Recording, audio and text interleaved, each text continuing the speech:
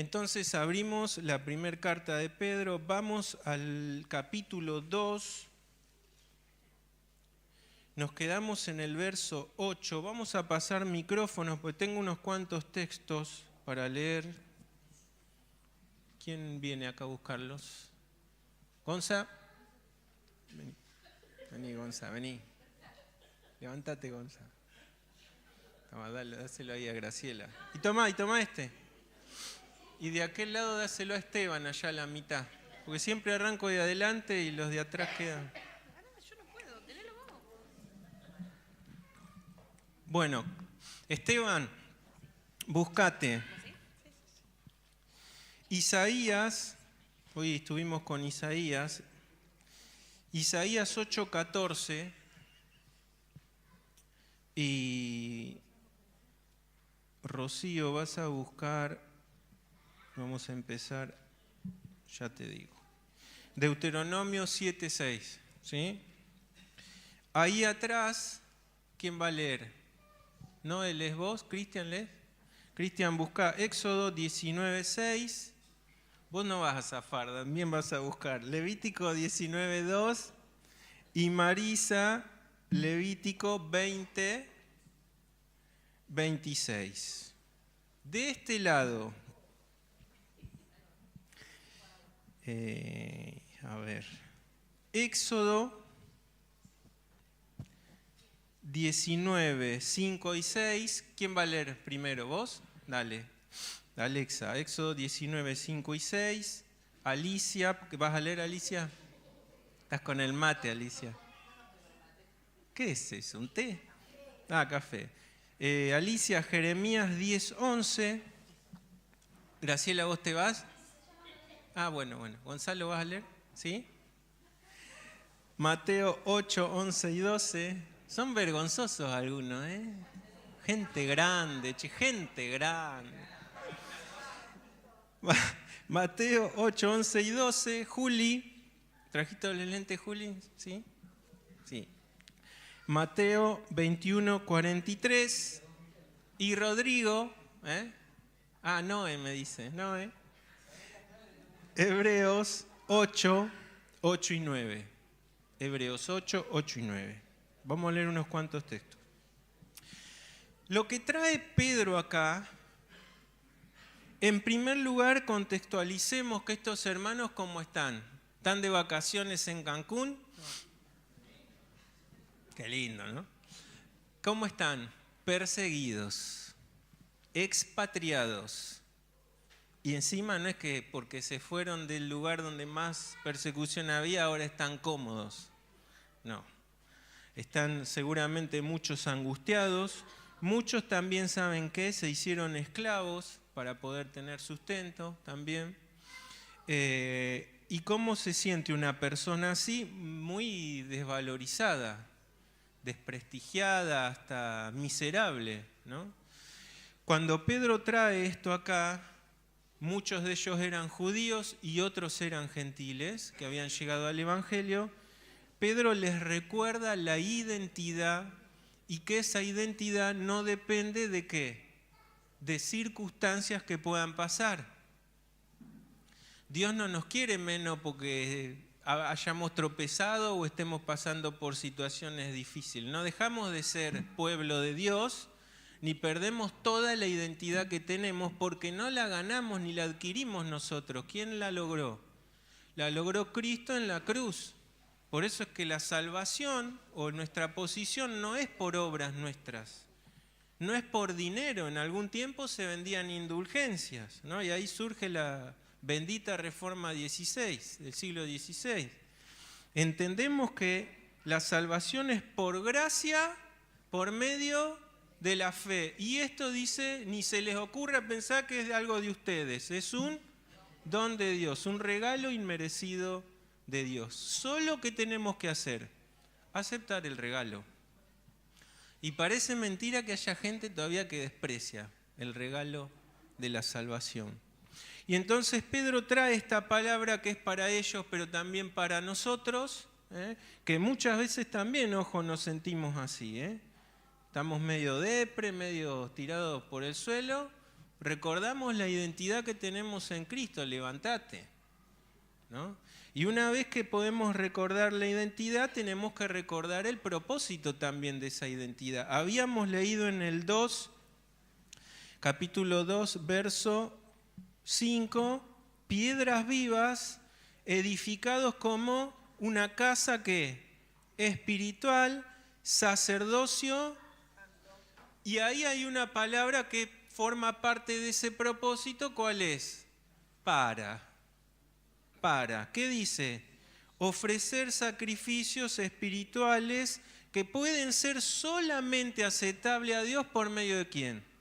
De Jesucristo, el único mediador entre Dios y los hombres. Y ahora vamos a leer otro propósito. Verso 8 nos habíamos quedado que Jesucristo, para aquellos que no creen, es una piedra de tropiezo, ¿verdad?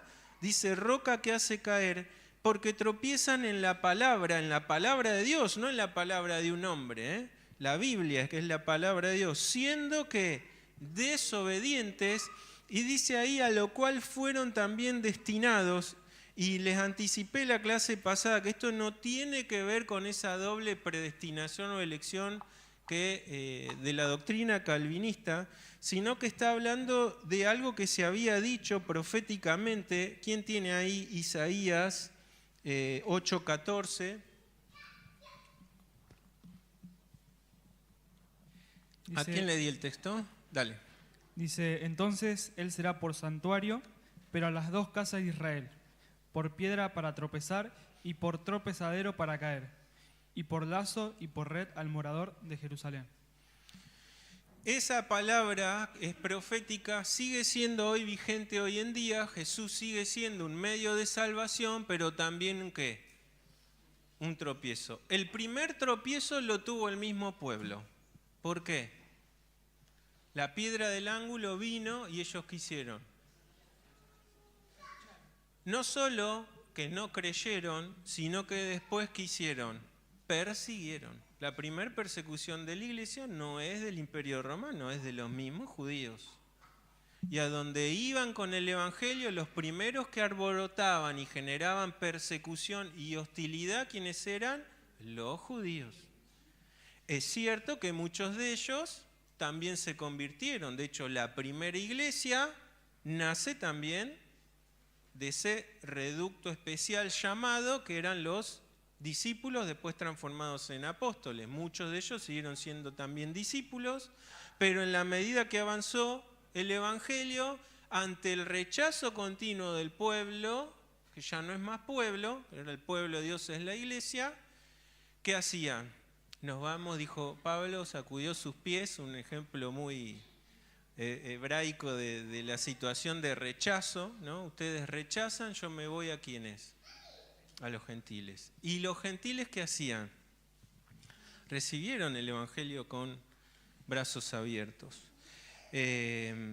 Entonces esto tiene que ver con eso, ¿verdad? Ellos tropezaron incluso en la palabra. Miren, si hay algo que ellos tuvieron bueno, es que conservaron la palabra de Dios.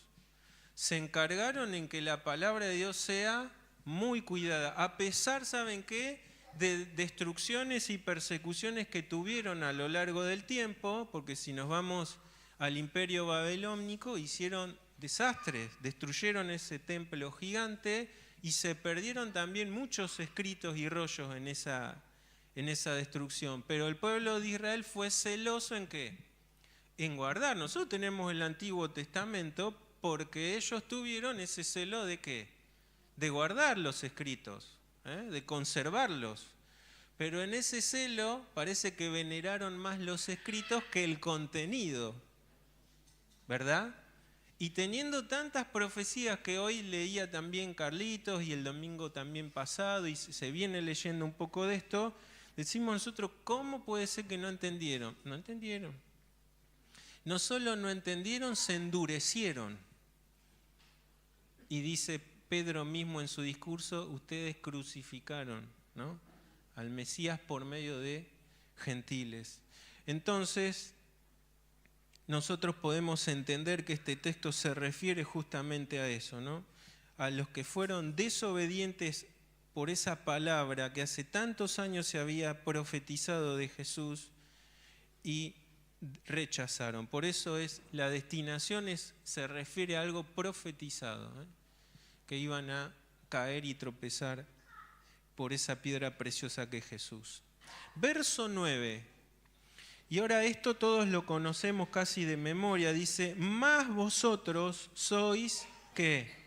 Linaje escogido, real sacerdocio, nación santa, pueblo adquirido por Dios. ¡Pah! Claro, si un judío escucha esto referido a un gentil, ¿qué creen que pensaría? Blasfemias dices. Porque todo esto son títulos que se nos dio a nosotros como pueblo escogido.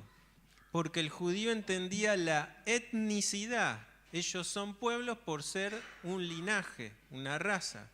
Y Pedro les dijo en el 1:23 que somos renacidos ya no de simiente corruptible, sino incorruptible por medio de la palabra de Dios. Por eso es que se revalidan todos estos títulos como una condición ahora de la iglesia. Vamos a leer algunos textos, o todos los que les di, mejor dicho. Empezamos por, yo les di, quiero ver a ver qué les di, porque ya me perdí. Deuteronomio 7:6, el primero, ¿no? ¿Quién lo tenía? Dale. Porque tú eres pueblo santo para Jehová tu Dios te ha escogido para hacerle un pueblo especial, más que todos los pueblos que están sobre la tierra. Todo lo que vamos a leer del Antiguo Testamento es esto que leemos acá, pero aplicado al pueblo de Israel. Fíjense, un pueblo santo, la palabra santo, ¿qué significa? Separado y apartado. Lo que significa no es que ahora van a poner murallas y no van a tener relación con no.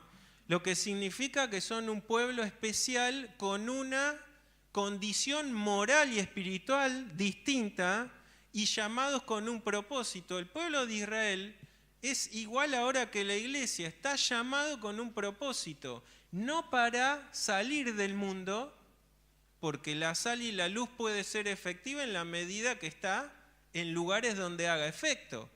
Una luz en medio de toda luz, ¿qué sentido tiene? O sal dentro de todo un salero. Ningún efecto, sigue siendo el mismo. Pero cuando la sal se aplica en los lugares, genera ¿qué? El efecto de la sal. O si la luz se pone en un lugar de oscuridad, ¿qué da? Claridad y uno puede ver. Entonces nunca jamás la idea de Dios fue separarnos físicamente del mundo. De hecho, Jesús, ¿qué dijo? No te ruego que los quites, sino que los guardes del maligno. Esa es la traducción, del maligno. Porque males, querido, a la iglesia le han pasado y muchos. Siempre con un propósito. Pero la petición es guarda del maligno, del Satanás. Porque es el enemigo de Dios. Y por ende, ¿qué es? Nuestro enemigo. Segundo texto, Éxodo 19:6. ¿6 solamente? Sí, 19:6, después Levítico 19:2. Bueno, y vosotros me seréis un reino de sacerdotes y gente santa. Estas son las palabras que dirás a los hijos de Israel. Fíjense, lo mismo se aplica, aunque nosotros vemos que a lo largo del tiempo todo Israel podía ofrecer sacrificios. ¿Todo el pueblo? ¿Quiénes? Un sacerdocio de una de las tribus. ¿Cuál era? Bien. ¿Y quién era? ¿Se acuerdan? Fue el primer sacerdote, o sumo sacerdote. A partir de ahí no podía alguien de la tribu de Judá hacer el oficio que hacía algún levita. Los levitas eran muchos, tenían diferencias con el resto de las tribus, no tenían tierras en posesión porque eran herencia de Dios. Y tenían que oficiar todo lo que, primero el tabernáculo, ¿qué hacían? Era una tienda de campaña en el desierto. Estaban organizados ¿a qué? A armarla, a desarmarla y a moverse, con reglas muy estrictas. el arca se carga de una forma, se guarda de otra. ¿Se acuerdan? En un momento David quiso llevar el arca arriba de un carro y ¿qué pasó? Y murió, ¿se acuerdan? El que intentó detener. ¿Por qué? Porque no lo estaba haciendo como Dios había mandado, que era sobre varas en los hombros. Y así normas muy estrictas y específicas que solamente tenían el privilegio y también la rigurosidad de hacer solo los levitas. Los levitas también eran los que tenían a cargo el culto de alabanza. No era cualquier tribu, eran ellos. Habían encargados de los cantos, de los instrumentos, en cada festival, ellos. Y en las guerras, ¿qué pasaba? Los sacerdotes que llevaban el arca, porque significaba la presencia de Dios. No para venerar el arca, sino en dependencia de Dios. Cuando quisieron solo confiar en el arca, perdieron. Si se acuerdan de las guerras de aquellos tiempos, se van a dar cuenta de eso, ¿no? Pero eso cambió con el nuevo pacto. Ahora dice Pedro acá que todos somos un real sacerdocio. ¿Qué significa eso? Que ya no hay órdenes sacerdotales en la iglesia. Tristemente vemos algunos que todavía tienen sacerdotes, que entonces dividen a la iglesia en un sacerdocio y en laicos. Una categoría inferior. Sin embargo, la palabra de Dios nos dice, no, querido, vos tenés a Cristo, vos también sos pueblo adquirido por Dios, real sacerdocio. Pero también ahora vamos a ver que hay un para. Ya vimos que ahora todos tenemos que ofrecer nuestro cuerpo, incluso como habíamos leído, como sacrificio vivo, agradable y aceptable, ¿no? Por medio siempre de Cristo. Levítico 19:2.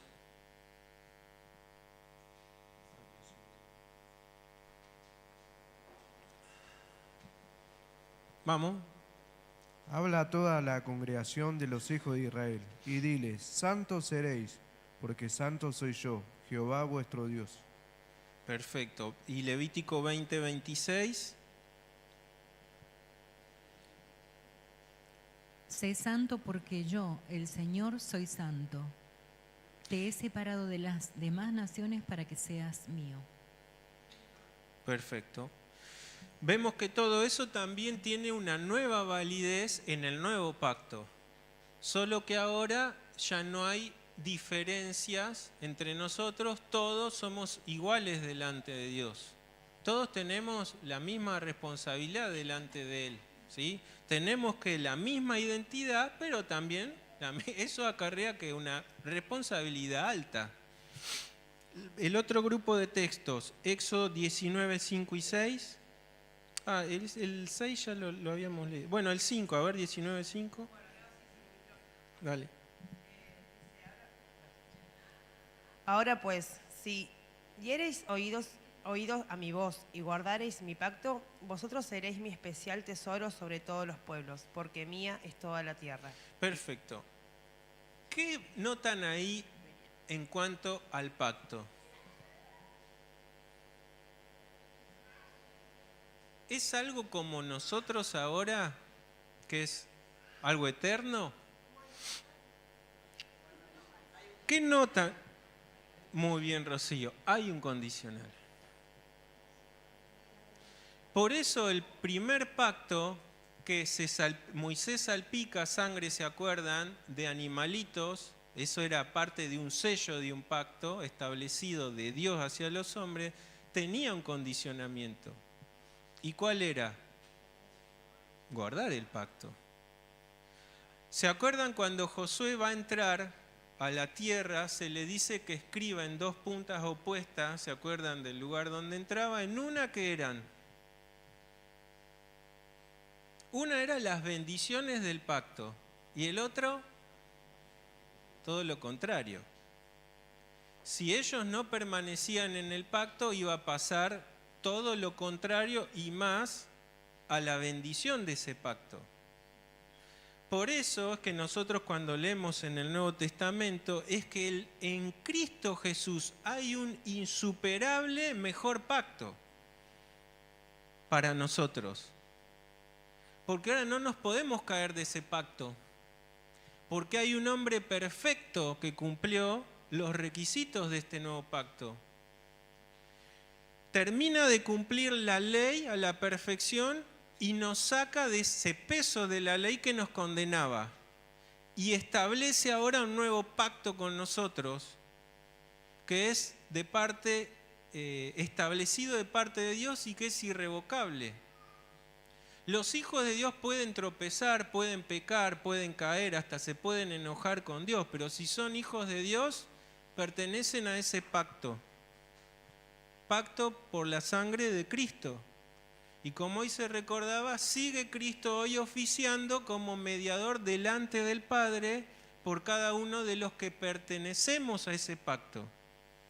¿Alguien nos puede arrebatar de su mano, creen ustedes?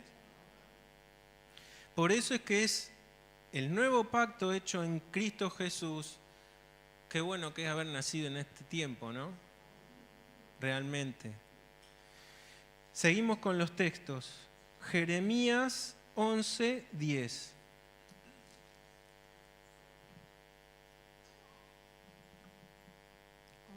Se han vuelto a las maldades de sus primeros padres, los cuales no quisieron escuchar mis palabras, y se fueron tras dioses ajenos para servirles.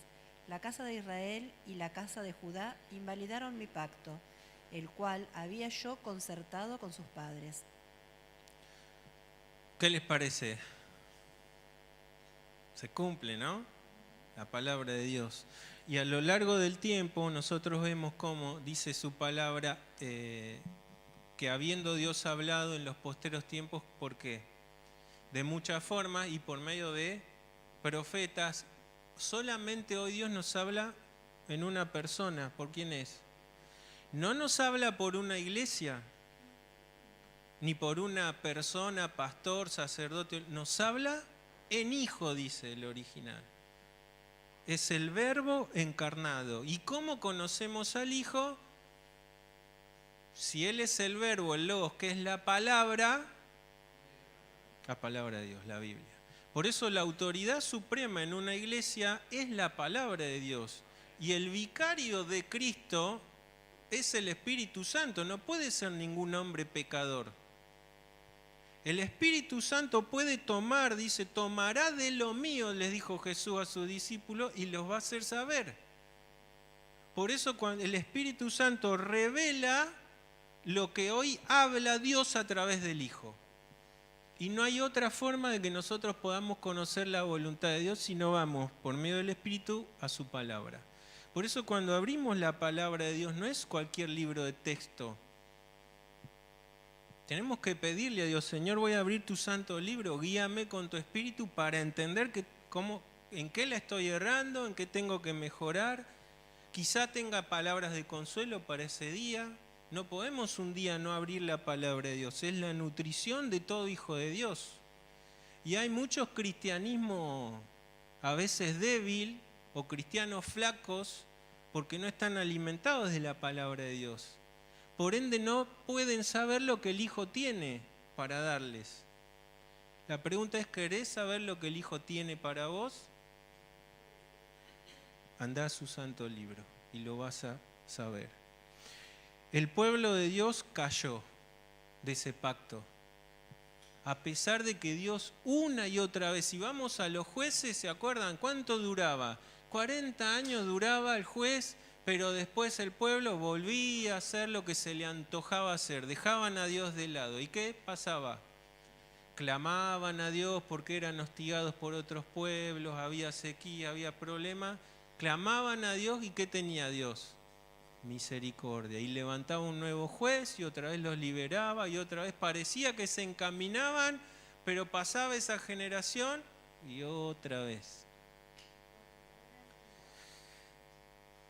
Y entonces los profetas predicen ya en ese tiempo de que entonces ellos habían caído de ese pacto y que no en mucho tiempo más iba a venir alguien que iba a establecer un nuevo pacto, ¿no? Parte de eso habló Esteban el miércoles hablando de también las profecías del Mesías, ¿no?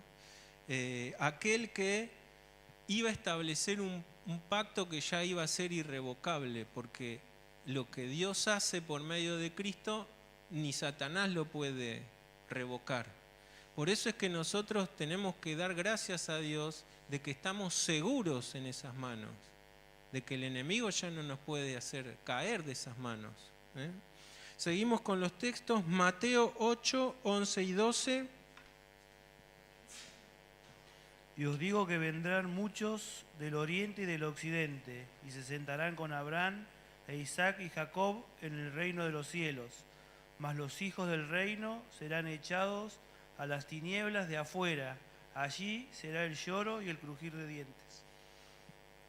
Qué palabras dulces les dijo Jesús.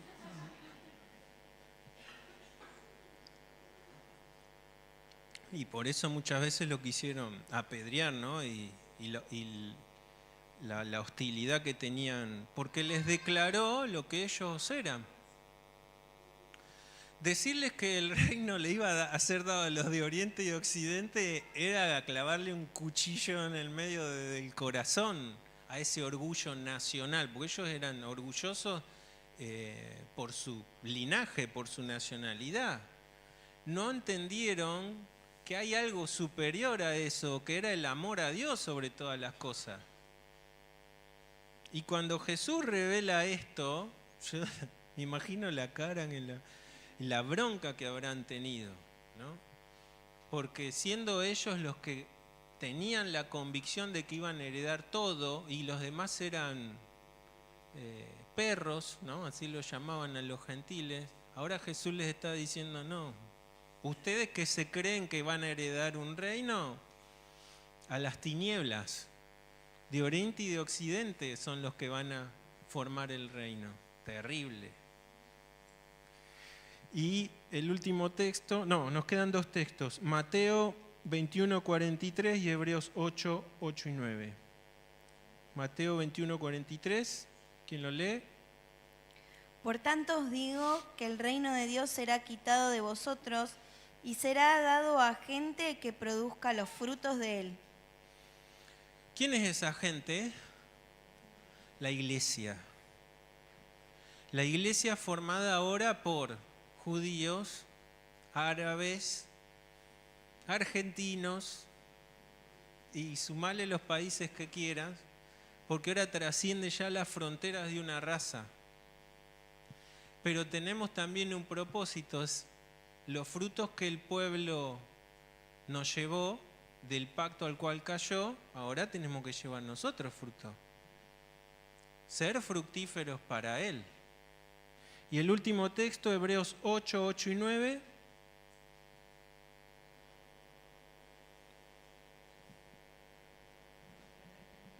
Prende el micro. Porque reprendiéndolos dice, he aquí vienen días, dice el Señor, en que estableceré con la casa de Israel y la casa de Judá un nuevo pacto, no como el pacto que hice con sus padres, el día que los tomé de la mano para sacarlos de la tierra de Egipto, porque ellos no permanecieron en mi pacto, y yo me desentendí de ellos, dice el Señor. Bien, Hebreos es un libro que siempre habría que, siempre habiendo leído el Antiguo Testamento, ¿no? Hay que volver a leer, porque nos trae justamente este contraste. Uno, de que las cosas establecidas manifestaban a lo que iba a venir, que era Cristo y el establecimiento de promesas. Pero también este pacto nuevo, que fíjense cómo resume el autor de Hebreos todo esto que venimos diciendo. Dice, es interesante ver eso, me desentendí, ¿no? No hay peor cosa, miren, lo mejor es estar siempre en las manos de Dios. A veces podemos estar en las manos de castigo de Dios, pero créeme que es mejor a que Dios se desentienda de vos. Siempre lo mejor es estar en las manos de Dios. Por eso nosotros tenemos privilegio, no por mérito nuestro, sino por gracia de Él, de que estamos en sus manos. A veces nos zarandea, como un padre que ama a su hijo que dice, corrige y castiga. Pero siempre es lo mejor que nos puede pasar es estar en sus manos. porque cuando Dios se desentiende, no hay nada que pueda generarle ni promesas, ni futuro, ni expectación de nada. Por eso, ¿cómo? No estamos hablando a las personas que están dentro del pacto, sino a aquellos a los cuales Dios, cuando dice me desentendí, es que a pesar incluso de haber escuchado la palabra de Dios, ¿qué hicieron? Rechazaron, ya tomaron una determinación. No significa que Dios no los pueda salvar, porque Él es salvador, su esencia es así, pero en la condición de rechazo y al estar fuera de, vamos a decirlo así entre comillas, ¿no?, de cobertura del Padre, de Dios, ¿qué expectación de futuro pueden tener? Condenación. No hay otra posibilidad. Abracen la ideología que abracen, buscando los chakras que quieran buscar y las cosas que quieran. Si vos no estás en las manos de Dios, estás condenado. Y por eso es que nosotros como hijos de Dios tenemos siempre que ser conscientes de esto, Incluso cuando pasamos por momentos difíciles, seguimos en las manos de Dios. No se olvidó Dios de nosotros. Puede que esté callado, pero está. Nos está haciendo transitar por la escuela. La escuela a veces no la entendemos, pero es fundamental para nosotros la escuela de Dios. Y dice entonces, y voy a terminar con esto, el segundo porque dice, linaje escogido. Vimos que ese linaje ya no es por sangre ni por nada humano, es por el renacer de la palabra de Dios y del Espíritu. Un real sacerdocio, todos, no hay clases sacerdotales, todos somos sacerdotes. Y una nación santa, todos. No hay algunos santos, otros más santos que otros, no, todos posicionalmente en Cristo Jesús fuimos apartados, por eso nadie nos puede separar. Sí es cierto también que nosotros en nuestra vida cristiana hay un proceso de que se llama de santificación, que es lo práctico de esa vida cristiana. Por eso en algún momento Pablo dice, el que robe, no robe más. O sea, manifestá que vos ya fuiste apartado, o sea, la vieja vida pasó. Ahora sos, si un real sacerdocio, no te comportás como cualquiera, porque tenés ahora una identidad distinta. Más adelante en el capítulo 3 vamos a hablar incluso de nuestra vestimenta, no solo acá en la congregación, sino en el mundo, y lo vamos a contextualizar también con el primer siglo. Nosotros mostramos también algo en lo que vestimos, en lo que nos ponemos. A veces las modas a lo largo del tiempo manifiestan diferentes identidades de acuerdo a cómo las usa. Y el Hijo de Dios tiene que también ser sobrio en esas cosas. Ya lo vamos a ver, pero para también ver la importancia de que no solo es nuestra actitud, sino también hay cosas externas que hacen ver a los demás algo. Y nosotros, queridos, tenemos que reflejar a Cristo, no al mundo, no a las cosas que el mundo se le ocurren. Porque dice, el que ama al mundo, el amor del Padre, porque el mundo pasa y todas sus cosas, pero los que están en Cristo permanecen, gloria a su nombre. Dice, pueblo adquirido por Dios. Nosotros no adquirimos a Dios, Él nos adquirió a nosotros. Y como el pueblo de Israel dice, yo los escogí en el medio de todas las naciones, no porque fuesen mejores ni más numerosos, sino que eran lo peor. Y es más, son un pueblo hasta testarudo, les dice. Y el Nuevo Testamento dice que lo vil y lo menospreciado, que dice, eligió Dios. Así que Él nos adquirió a nosotros. Jesús les dijo a sus discípulos, yo los escogí a ustedes, no ustedes a mí. Después entendemos que hay una reciprocidad. Nosotros amamos a Dios porque Él que primero nos amó a nosotros y nos buscó en el lugar miserable en el que estábamos. Y de ahí nos redimió. Y entonces viene este tenés esta identidad, te la recuerdo a pesar de tu situación, tenés esta identidad, pero hay otro acá. Dice, para que anunciéis las virtudes de aquel que os llamó, ¿de dónde? De las tinieblas. Esto a veces, los que hemos nacido en una cuna cristiana, entendemos que nosotros no éramos tan jodidos como otros.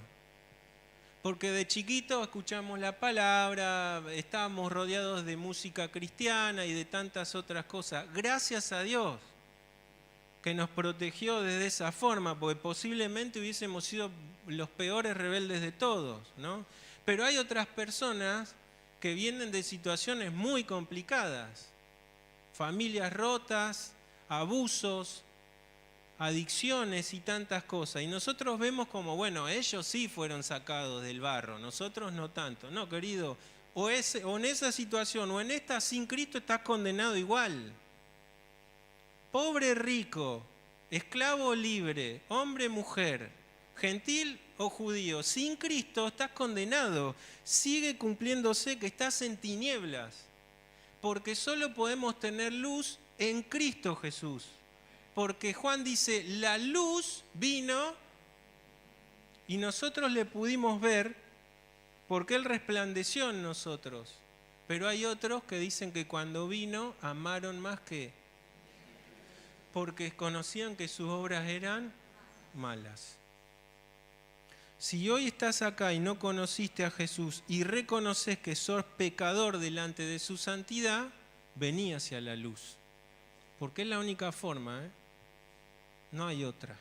Y esto no importa la edad que tengas, los años, si tenés más plata o menos plata, si no tenés a Cristo estás en tinieblas. No hay psicólogo, no hay terapia que te pueda dar luz, quizá te ayuden un poco, pero la vida eterna, la vida poderosa, la vida abundante que dice Jesús que les iba a dar, está solamente en Cristo.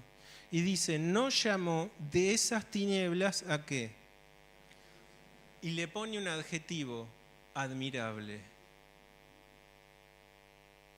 Lo que significa que es una luz que nada puede superar esa luz. El mundo tiene brillos, tiene cosas atrayentes. Lo ha tenido a lo largo de toda la historia. La filosofía, para los que estudian, es linda estudiarla, ver el pensamiento humano, entender incluso cómo la tecnología avanza y tantas cosas, ¿no? Vemos esos edificios, construcciones, cosas arquitectónicas que la verdad que generan. A Jesús mismo en su época les mostraron, mirá Jesús, el templo que Herodes había hermoseado era realmente hermoso, ¿no? Y hay reconstrucciones que hacen algunos, vos decís, para la época era algo que era obviamente su orgullo. Y Jesús, ¿qué dijo? No admiren esto porque al no entender el tiempo de la visitación de la gracia de Dios en Cristo, había un juicio que iba a cerrar ese pacto en el cual ellos habían caído. Pero esta luz, la luz de Cristo, es una luz que admirable. No hay más nada que se pueda igualar a esa luz. Por eso es que el enemigo siempre te va a mostrar otras luces y otras cosas para distraerte de esa luz suprema que es Cristo. Y entonces nosotros ahora en esta identidad tenemos que anunciar. ¿Cómo anunciamos? ¿Qué son las virtudes? Bueno, es algo que tenemos que a lo largo del tiempo conocer, las virtudes del que nos sacó. Lo primero que entendemos es nuestra posición. Somos pecadores delante de Dios y solo si fuese, como se decía hoy, por su justicia, ¿qué merecemos? Condenación. Pero Dios dice, por su gran amor, ¿con qué nos? Eso es lo primero que nosotros entendemos, que por nuestra condición merecemos juicio ante un Dios santo y poderoso. Y lo segundo que entendemos es que ese Dios que vino al mundo que a salvar. Hoy se recordaba el texto de Juan 3:16. Por ese amor que tuvo, mandó ¿a quién? A Jesús, para salvarnos. Y entonces nosotros tenemos que declarar la virtud. Lo primero que decimos es que Dios es amor. Lo entendimos así. Y si estudiamos de nuevo y volvemos a recordar la identidad que nos dio, no podemos dejar de decir que Dios es amor para cada uno de nosotros, ¿verdad? ¿Cuáles son las otras virtudes de Dios que conocimos? Es santo, ¿qué más? Es justo. Él, porque nos amó, no deja de ser justo. Su amor no invalida su justicia, ¿no? Es difícil a veces entenderlo. Pero algo entendible es la cruz de Cristo. En la cruz de Cristo se muestra ¿qué cosa? Tanto la justicia de Dios como el amor de Dios. ¿Está? La justicia se aplicó sobre quién. Él pagó. Lo que era para mí lo pagó Jesús. ¿Y el amor en qué se mostró? En que justamente fue dado por Dios para redimir nuestras almas. ¿Qué más? La gracia de Dios sobre todas las cosas, ¿no? Cuando decimos gracias es todo eso que no merecíamos ni podíamos adquirir por nuestra propia cuenta. Se nos dio. Y nosotros cantamos a veces que abunde su gracia en nosotros. Porque lo que podemos hacer ahora, llevar esos frutos que leíamos del reino, lo podemos hacer porque estamos en su gracia. Y Pablo dijo, trabajé más que todos ustedes, le dijo a los demás apóstoles, pero no yo. La gracia de Dios en mí. Todo lo que Pablo pudo hacer, lo pudo hacer por gracia de Dios. Y él era consciente de eso. ¿Qué otra virtud tenemos que anunciar al mundo? Que Dios es y verdadero. Y ante tantas promesas de políticos que escuchamos y escuchamos y escuchamos, a veces, viste, como que nos olvidamos que hay uno que realmente es fiel y verdadero. Realmente dice, no tendrá por inocente. Esas son las virtudes que nosotros ahora, sacados de esas tinieblas, tenemos que proclamar. Lo que nosotros conocemos de Dios y seguimos conociendo de Dios por medio de su palabra. Nunca vamos a conocer a Dios en toda su plenitud, porque es un ser eterno, infinito y supremo. Hay cosas que conocemos de Él y hay cosas que no, pero lo que nos dejó revelado es lo que nosotros tenemos la obligación de conocer. ¿Para qué? Para proclamar. Si nosotros no conocemos a Dios, ¿qué vamos a proclamar? ¿Una religión?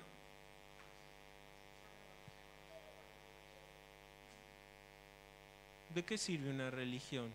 Sí, te podrá dar alguna estructura moral y nada más. Pero la virtud del Salvador, del Dios de amor, solo se puede conocer por medio de su palabra, proclamándolo con la boca, y como se le atribuye una frase a San Francisco de Asís que dice, predica el Evangelio todo el tiempo y si es necesario, usa las palabras. Lo que significa es que nosotros predicamos el Evangelio y anunciamos sus virtudes con nuestra vida. Y lo triste es que a veces nuestra vida hace desprestigiar el Evangelio y las virtudes de Dios. Por eso habla mucho más lo que nosotros vivimos de lunes a lunes que lo que hablamos. Por eso se dice, ¿no?, el refrán que borró con el codo, ¿no?, lo que escribió. Bueno, nosotros a veces borramos con el codo lo que predicamos, lo que decimos. Porque Juan dice que el que ama a Dios, ¿qué dice? ¿Ama a quién?